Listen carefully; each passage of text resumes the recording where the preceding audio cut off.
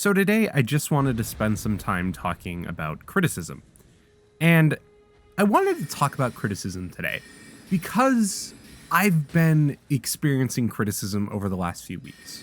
And I felt that it was a topic that a lot of people aren't really able to comprehend and is something that a lot of people could work on. So, first of all, a little bit of background of why, criticism and being able to take criticism is so important.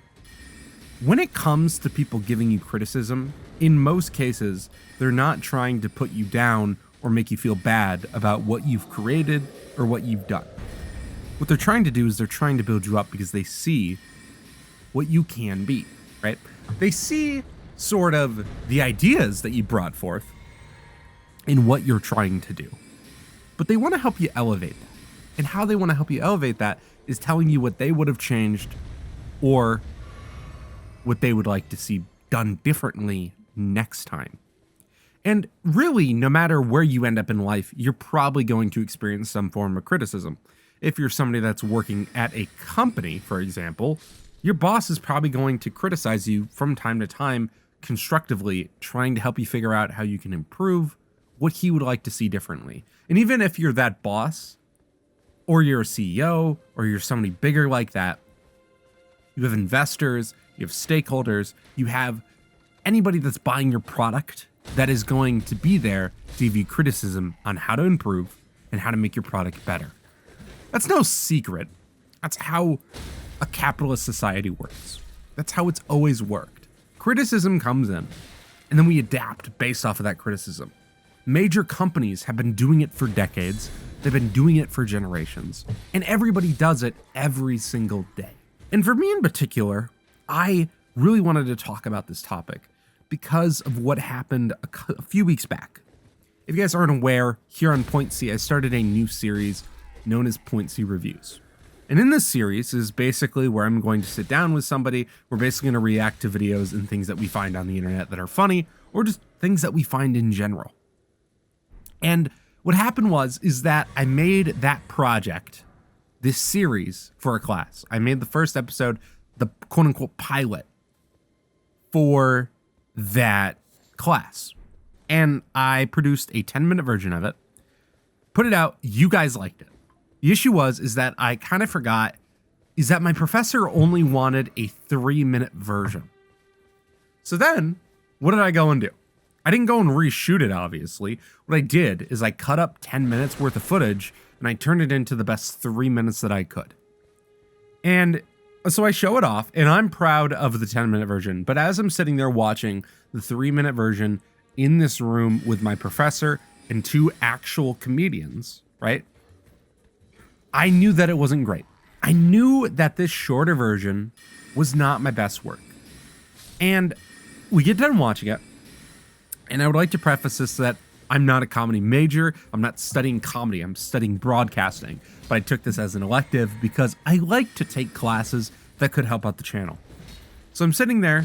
This whole class is full of comedy majors. This class was about comedy study and performance art. So I show it off. I'm sitting there. Keep in mind, I'm going last, right? So I'm sitting there. At this point in the class, the professor has joined all my work, except as soon as we're done, he looks at me and goes, "Well, we certainly tried."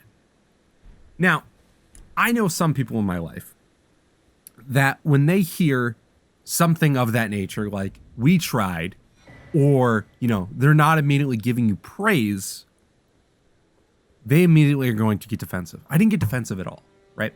And here's why. These are people, this professor and these 2 guys, these are people that have worked in the industry at this point for some of them almost 2 decades. And for me, as somebody that doesn't necessarily do comedy, right, but wants to work in those sort of adjacent fields, it's important for me to listen to what the fuck they're about to tell me. And tell me why they didn't like it. Why they didn't like the 3-minute cut.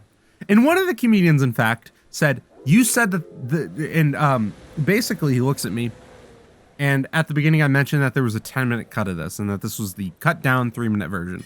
He looks at me, and he goes, "I couldn't imagine what's in the full 10 minutes." And he didn't mean that in a good way. He meant that in a pretty negative way, right? And for some people, they would be so upset. But for me, it didn't do that. It didn't make me mad. It didn't make me sad. Did it make me a little disappointed in myself? Sure. But that's what comes with this industry. That's what comes with creating art like this, right? Is that number one, everybody's not going to get it. And number two, these are people that know what they're talking about. And they did give me some great criticism that I've kind of taken internally and going to be using moving forward for Point C reviews. One of those things is there was a couple bits in there that if you watch the 3-minute version were very reoccurring. For example, in that, one of the most popular bits in that video is that we kept making jokes about Brokeback Mountain. Now, it was funny in the 10-minute version because it was mentioned probably 4 or 5 times, but in the 3-minute version, you saw all 4 or 5 times, and it just wasn't as funny. It wasn't as, it just didn't make as much sense, which is important when you're creating something like this, right? Because so much of our media consumption nowadays is based off of short form content. It's not based off of long form content as much, especially with the invention of TikTok and Instagram and all these things. A lot of these platforms value shorter videos. So that's always something that I'm trying to keep in mind, and I kind of lost sight of that in that video, and I think that's something important to acknowledge. So also the other thing is that these people aren't saying any of these things to be mean. They're saying these things because they've been there too. If you listen to any comedian or anybody, they talk about, in their first few shows, they've definitely been booed. If you listen to somebody like Louis C.K., he will be open about the fact that he's been booed off stage. Bert Kreischer's talked about it.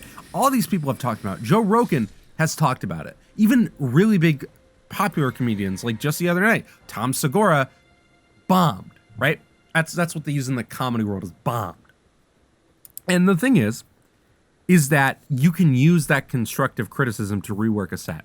You use that in any aspect of your life.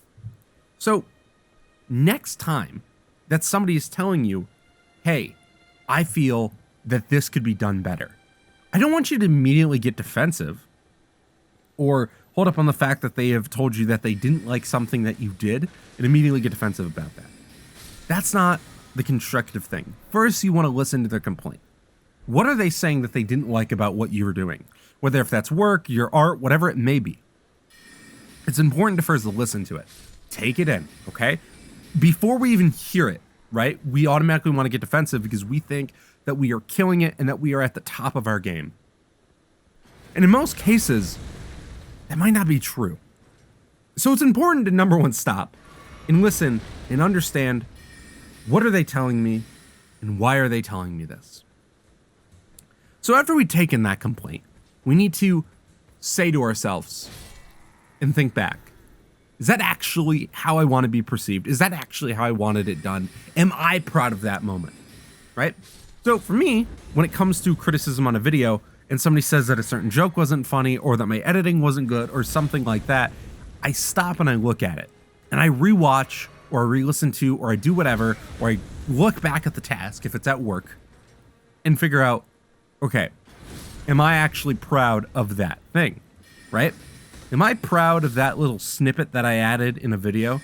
If the answer is no, then their criticism was valid. Now, if we are super defensive about a artistic choice, that is something that is very different and completely fair in the grand scheme of things. And I don't want you to accept every little piece of criticism, right? There are always going to be people that are going to tell you things that you don't support.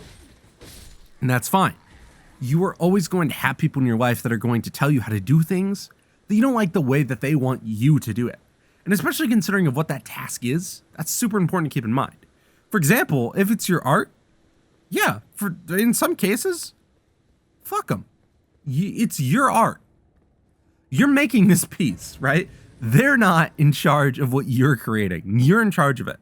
But if it's something like how you put out fruit at the grocery store, if that's your job, or, how you cook something or something like that, I think that is where I need to stop in general and listen and understand their complaints and take that in and tell ourselves, am I just being defensive because I think that I'm doing great? Or do they have a valid complaint? And is it something that I can work on and that I can fix to be better? To be better. So that I can strive for that achievement or that growth or whatever it may be that you are looking for and that you are telling yourself that you already have. We're actually going to achieve that by listening to criticism and actually using it to grow.